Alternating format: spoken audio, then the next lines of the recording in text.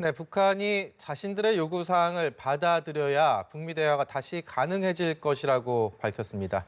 김계관 외무성 고문 담화를 통해서 거친 대남 메시지도 내놨는데요. 박원곤 한동대 국제지역학과 교수와 자세한 얘기 나눠보도록 하겠습니다. 안녕하십니까? 네, 안녕하세요.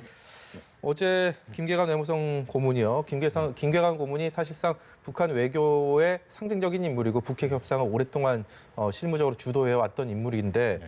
이런 김계관 고문이 북한의 앞으로의 외교를 어떻게 할 것인가를 여러 가지 좀 의미를 담은 그런 메시지를 내놨습니다. 어제 네. 대남 메시지 어떻게 보셨습니까? 굉장히 빨리 메시지가 나왔죠. 이게 시작이 된 게 정의역 실장이 미국을 방문해서 네. 트럼프 대통령과 면담을 한 후에 트럼프 대통령이 김정은 위원장의 생일을 축하하는 메시지를 한국 정부로부터 전달해달라 그렇게 했지 않습니까? 그래서 정의역 실장이 귀국한 후에 그 메시지를 전달했다까지가 이제 알려진 사실인데 예. 바로 어제 말씀하신 것처럼 이제 김계관 북한 외무성 고문 담화가 메시지 그 담화를 냈는데 두 가지 내용입니다. 하나는 참 안타깝게도 한국 정부를 비난을 했죠. 이제 그렇게 전달한 그 과정에서 한국 정부가 뭐 중재자 역할을 하려고 하는데 그런 거는 뭐 거친 표현으로 꿈도 꾸지 마라라는 식으로 표현을 했고요. 두 번째는 말씀하신 것처럼 전반적으로 북한이 갖고 있는 지금 대북 그 미국과의 협상에 대한 그런 기본 원칙과 전략을 다시 밝혔습니다. 네. 한마디로 정리하면 친분은 있다. 여전히 김정은 위원장과 트럼프 대통령과의 개인적인 친분은 있지만 그 친분 때문에 자신들이 원하는 조건을 바꿀 생각은 없다. 네. 그리고 당장 미국이 먼저 새로운 그런 조건을 북한이 제시한 것을 받아들이지 않으면 사실상 협상은 없다라는 식의 그 입장을 밝힌 것이다라고 판단이 됩니다. 네, 북한도 그렇고요, 미국도 그렇고 협상 자체, 대화 자체를 하지 않겠다라는 분위기는 아닌지 않습니까? 지금 네. 어제 북한 역시도 다만 단서를 달았지만 유엔 제재와 핵시설을 바꾸는 그런 협상은 안 하겠다라고 하면서 미국이 뭐 그런 자신들의 요구를 수용하지 않을 것 뭐 잘 안다 이런 얘기도 했는데요. 그렇다면 북한이 원하는 것은 무엇일까요? 어제 그 대담 내용을 보면 결국은 좀 또 유의한 선결 고지를 점령한 뒤에 대화를 하겠다 뭐 이런 의미가 아닌가 싶긴 한데요. 그 고지가 어디? 저는 전체적으로 북한이 그 연말에 전원회의를 4일 이례적이죠 했으면서 사실 정면 돌파 노선이라는 걸 발표를 네. 했습니다. 그 내용을 보면 전체적으로 어떤 전략인지가 지금 가름이 되는데요. 일단은 올해 11월까지가 미국 대선이 있지 않습니까? 네. 그러니까 조금 길게 가겠다. 그러니까 자기네가 장기전을 하겠다라는 표현도 거기 들어가 있습니다. 뭐 1차적으로 미국 대선까지의 상황을 보면서 기존의 입장을 계속 유지하겠다. 그 입장은 작년 10월 달에 스톡홀름에서 미국과 협상을 하지 않았습니까? 네. 아까 잠깐 화면에도 나온 것 같은데 그때 당시에 이제 김명길 그 북한 대표가 발전권과 생존권이라는 표현을 썼습니다. 그것은 제재의 완화 혹은 제재 해제 그리고 생존권 측면에서 연합훈련 전략자산 전개 나아가서는 뭐 확장 억제까지 철회하라라는 두 가지 조건을 미국이 먼저 하지 않는 한 북한의 협상에 임할 수 없다라는 게 10월 달에 발표된 거거든요. 네. 그게 계속 담화로 나오고 뭐 작년 연말까지가 1차적으로 시한을 줬는데 여전히 미국은 그것을 받아들일 수 없다는 입장을 보이니까 그다음에 연말로 올해 넘어가면서 지금 말씀드린 정면 돌파 노선이라는 걸 발표를 했죠. 그리고 뭐 이게 김계관 부상의 담화 또 뭐 얘기도 그 연장선상에 있다면 보면 될 것 네. 같습니다. 일단은 뭐 정리하면 미국이 먼저 입장을 바꿔라. 그 전까지는 대화와 협상은 없다라는 것을 다시 밝힌 것이죠. 결국 북한은 미국의 의도대로 트럼프 대통령의 대선 전국에 있어서 이번 북미 대화를 하나의 뭐 활용하고 이용하는 거에선 허용하지 않겠다. 뭐 이런 의미로도 해석이 되겠고요. 그렇습니다. 뭐 11월까지 지금 그 대선의 국면이 있고 여러 가지 불예측성도 있고 북한의 입장에서는 지금 뭔가 대화를 해서 합의를 하더라도 대선 결과에 따라서 이 합의가 또 틀어질 수도 있거든요. 네. 그리고 뭐 자신들의 표현에 하면 1년 반 동안 나름대로 미국과 노력을 하려고 했는데 뭐 대화를 하려고 노력을 하고 합의를 하려고 했는데 계속 미국의 트럼프 대통령은 국내 정치적으로만 이용한다. 그럼 뭐 사실 트럼프 대통령의 유세에 가면 늘 하는 게 북한을 자기가 관리하고 있다는 식으로 얘기를 했거든요. 그렇죠. 핵실험도 예. 안 하고 ICBM도 안 하고 그러니까 그런 식의 것들은 더 이상 북한이 받아들일 수 없다. 그러니까 북한이 주장하는 것은 말이 필요 없고 행동으로 보여라라는 것인데요. 이게 어려운 게 말씀드린 발전권과 생존권을 미국이 일방적으로 선제적으로 조치를 하라. 현실적으로 불가능한 것 요구를 지금 네. 하고 있다고 봅니다. 우리 얘기 좀 해보겠습니다. 앞서서 박 교수님께서 좀 안타깝다라는 표현을 쓰셨는데 정의용 실장이 미국을 갔다 오면서 김정은 위원장에 대한 트럼프 대통령의 생일 메시지, 덕담을 사실상 건넸습니다. 근데 여기에 대해서 북한이 주저넘게 끼어들지 말라. 남하는 굉장히 거친 표현입니다. 우리로서는 좀 속이 아픈 그런 메시지가 아닌가 싶네요. 어떻게 받아들여야 됩니까? 뭐 북한은 한국에 대해서 남한에 대해서 입장을 정리를 했죠. 뭐 이번 신년사가 안 나왔습니다. 작년 신년사에서 김정은 위원장이 명확하게 얘기한 것이 금강산과 개성공단 재개를 하겠다. 의지가 있다. 그러니까 남측이 받아라라고 얘기를 했고요. 작년 4월에 그 김정은 위원장 시장 연설에서 그때부터 거친 표현이 나오기 시작했습니다. 한국은 오지랖 넓은 중재자 촉진자 역할을 하지 말고 민족 공조로 나서라. 그러니까 정리해서 말씀드리면 북한이 지금 한국한테 원하는 건 분명합니다. 그러니까 금강산과 개성을 비롯해서 남북 합작 사업, 북한이 원하는 뭐 철도, 도로, 산림 산업 그런 것들이 지금 사실은 제재에 다 묶여 있거든요. 네. 안 되는 건데 그런 제재에도 불구하고 당장 시행을 해라. 그러니까 지금 말씀드린 것처럼 미국에 대해서도 말만 하지 말고 행동을 하라는 것처럼 한국에 대해서도 말만 하지 말고 그런 실질적인 북한이 원하는 사업을 하라라는 거거든요. 예. 그것이 안 되면 한국과는 어떤 의미 있는 관계도 맺을 수 없다라고 얘기를 하고 있는 거죠. 지금 그 담화에도 그러기 때문에 한국이 나서서 중재자 역할을 하는 거 그런 걸 하지 말고 그냥 남북 공조로 가되 북한이 원하는 확실히 제재를 넘어서는 그런 합작 사업을 하라라는 메시지로 정리할 수 있다고 생각합니다. 교수님께서 이게 지난해 1월 김정은 위원장의 신년사에서 금강산과 개성공단에 대한 우리 어떤 제재 해제 다시 원활하게 돌아가는 것을 바랬다고 하셨는데 그 이후에 이제 하노이에서 노딜로 이제 양국이 북미가 물러났고 4월 이후에 급격하게 북한의 태도가 바뀌었습니다. 그래서 지금 북한이 한국에 대해서 이 같은 강경한 메시지를 줬는데 문재인 대통령이 공교롭게도 신년사에서 개성공단과 금강산에 대한 재개 의지를 밝혔단 말입니다. 이런 이후에 북한의 이런 반응이 나왔기 때문에 좀 더 이 의도를 어떻게 해석해야 될지 좀 복잡해지는 것 같습니다. 뭐 그 문 대통령의 신년사의 내용을 보면 핵심은 이런 것이죠. 지금 북미 관계가 전혀 진척을 보지 못하고 있으니까 남북 관계를 다시 재가동을 해서 그것을 통해서 북미 관계와 비핵화를 끌어가겠다라는 그런 의도거든요. 그래서 구체적인 말씀하신 금강산 외에도만 5개의 프로젝트를 얘기했는데 문제는 북한의 입장에서는 혹하는 메시지가 없다라는 겁니다. 그러니까 5개의 메시지나 전체적인 신년사에서 원칙을 하고 노력을 하겠다라고 우리 정부가 얘기를 하고 북한도 응하라고 했지만 말씀드린 것처럼 북한이 원하는 것은 지금 즉각적인 제재를 넘어서는 어떤 합작 사업, 금강산과 개성을 좀 사실 얘기하는 거죠. 그걸 통해서 자신들이 원하는 그런 또 현금이 들어오고 경제적으로 도움이 돼야 되는데 그런 게 제재에 묶여 있고 또 우리 대통령의 메시지에 그걸 다 넘어서서 하겠다라는 메시지는 없었다라는 거죠. 그러니까 북한의 입장에서도 다 알고 있고 이 김계관 그 외무성 고문 담화에 보면 재밌는 표현, 재밌다라기보다 이런 표현이 나오는데 자신들이 원하는 요구한 것들을 미국이 이런 표현이 있습니다. 미국이 받아들일 수도 없고 미국이 그렇게 할 준비도 돼 있지 않다라는 걸 자기네들도 안다라는 거죠. 그러니까 비슷한 맥락에서 북한이 원하는 걸 지금 한국 정부가 할 수 없다라는 거. 왜냐하면 제재가 지금 계속 유지가 돼 있고 한미 간의 공조, 국제 공조가 필요한데 이 제재에서 한국이 이탈할 수 없지 않습니까? 그러니까 북한이 원하는 건 그걸 이탈하는 걸 원하는 거기 때문에 뭐 그렇게 한국에 대한 비난이 지금 계속 되고 있다라고 판단이 됩니다. 자신들이 원하는 거를 한국도 할 수 없다는 걸 알고 미국도 할 수 없다는 걸 안다는 상황에서 그런 거를 가정한 상황에서 과연 어디다 누구를 겨냥하고 이런 강경한 메시지가 계속 나오는 겁니까? 북한이 11월까지로 말씀드린 그 정면 돌파 장기 노선, 정면 돌파 노선이죠. 장기전으로 가는 것은 한국도 못하고 미국도 할 수 없다라는 걸 알기 때문에 그 안에 보면 자력갱생 얘기가 계속 나옵니다. 그러니까 그 돌파가 22번인가 나왔고 자력갱생이 23번 나왔거든요.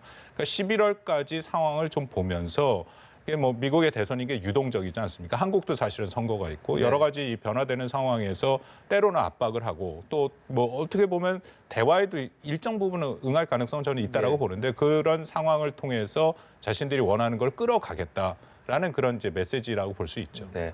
뭐 남북 관계나 북미 관계에 진전이 없다면 적어도 최소한의 현 상황은 유지가 돼야 될 텐데 문제는 남북 관계 교착 상태인 상황에서 우리 한국과 미국이 3월 달이면 통상적으로 연합훈련을 해오지 않았습니까? 이 연합훈련에 대해서 북한이 항상 상당히 거기에 대해 강경한 입장을 보여왔기 때문에 혹시나 뭐 국지적이 됐든 아니면 미사일이나 ICBM 같은 도발이 됐든 이런 것들이 또 벌어지지 않을까, 감행되지 않을까 좀 우려 섞인 그런 목소리도 많습니다. 어떻게 전망하십니까? 뭐 우리가 가장 관심을 둔 관건은 이른바 북한이 금지선을 넘을지 안 넘을지죠. 그러니까 금지선이라는 거는 북한이 핵과 ICBM 실험을 재개하는 것인데 네. 그거는 뭐 트럼프 대통령이 아주 명확하게 그것을 넘었으면 안 된다라고 얘기를 하고 암묵적인 합의가 있었죠. 근데 우리가 작년 연말에 말씀드린 전원회의에서 그러면 과연 북한이 새로운 길이 그 금지선을 무시하고 네. 금지선을 이제 무효화하는 것이냐 했더니 좀 애매하게 얘기를 했습니다. 물론 뭐 앞으로 그걸 지킬 명분은 없다라고 얘기를 했지만 그렇다고 곧바로 그런 또 고강도 도발을 하겠다라는 얘기도 없었거든요. 네. 그러니까 그건 가능성을 열어놓은 건데 우리 입장에서는 지금 말씀드린 만약에 북한이 그 선택을 했다면 뭐 나름대로 명분이 필요하고 그 명분이 바로 3월 달 정도에 이제 연합훈련이 예정이 돼 있지 않습니까? 네. 이번 연합훈련은 제 생각에 중단할 수는 없습니다. 왜냐하면 한국 정부가 지금 전자권 전환을 추진하고 있기 때문에 이번 연합훈련은 매우 중요하거든요. 그런 측면에서 연합훈련을 또 명분으로 삼아서 북한이 도발을 할 수 있다. 이제 그런 얘기를 저뿐만 아니라 우리 언론에서 많이 했더니 북한이 또 그거에 대해서 또 문제 제기를 하지 않았습니까? 이 명분이 문제가 아니라 이거는 남한과 미국이 약속을 깨고 연합훈련을 하고 특히 남한이 아주 구체적인 F-35를 비롯해서 전략무기를 갖고 오기 때문에 한반도의 긴장을 조성하는 거는 남한과 미국이다. 예. 그렇기 때문에 3월 달에 뭐 그런 위기설을 퍼뜨리는 것 자체가 말이 안 된다라고 굉장히 또 거칠게 비난을 했어요. 근데 저는 여전히 북한이 그 선을 지금 넘기는 굉장히 조심스럽다라고 생각합니다. 선을 넘게 되면 말씀드린 것처럼 트럼프 대통령의 대외 정책을 보면 2017년에 했던 최대 압박으로 금세 돌아올 수가 있고 또 하나는 지금 그래도 북한에 대해서 지지를 하고 있는 러시아와 중국이 ICBM 발사라면 사실 지지하기가 힘들죠. 예. 거기다가 유엔 제재 안에 이른바 트리거 조항이 있기 때문에 제재가 더 강하게 부과될 수밖에 없습니다. 그렇기 때문에 북한의 입장에서도 또 굉장히 중요한 카드고 네. 신중하게 사용할 거라고 생각합니다. 네, 국제 정세로 화제를 좀 돌려보겠습니다. 이란이 이라크 내에 있는 미군 기지를 공격을 한 직후에 얼마 안 있어서 우크라이나 여객기가 격추가 되지 않았습니까? 전원이 사망을 했는데 당시에는 기체 결함 같은 여객기의 실수라고 이란이 주장을 했죠. 근데 이제 지금 그것들을 본인들이 잘못해서 격추한 것이다라고 시인을 했습니다. 이렇게 입장을 바꾼 이유는 뭐라고 보십니까? 뭐 몇 가지가 있는데요. 지금 증거들이 등장하기 시작했죠. 뭐 3일 전에 미국에서 먼저 나타냈고 미국의 이제 언론들이 동영상을 보여줬습니다. 그 동영상에 보면 이제 불빛이 두 개가 있는데 그 네. 불빛의 하나는 미사일 같이 보이고 또 하나는 여객기를 치고 가서 그다음에 이제 터지는 모습들. 그리고 일부에서는 이제 파편이 나왔는데 그 파편에 일부 뭐 러시아산, 그러니까 이란산이죠. 이란의 그 미사일 파편이다라는 것도 지금 보고가 되고 있고, 예. 이제 이른바 결정적인 증거, 스모킹 건들이 계속 나오고 있거든요. 그러니까 그리고 전체적으로 볼 때도 이것이 이란이 이제 미군 그 이라크에 있는 미군 기지를 폭격하고 나서 4시간 후에 있었던 일입니다. 그러니까 정황상으로도 그런 폭격을 받으면 혹시 미국에 공습을 할 가능성이 있기 때문에 대비를 하고 있었다라는 거거든요.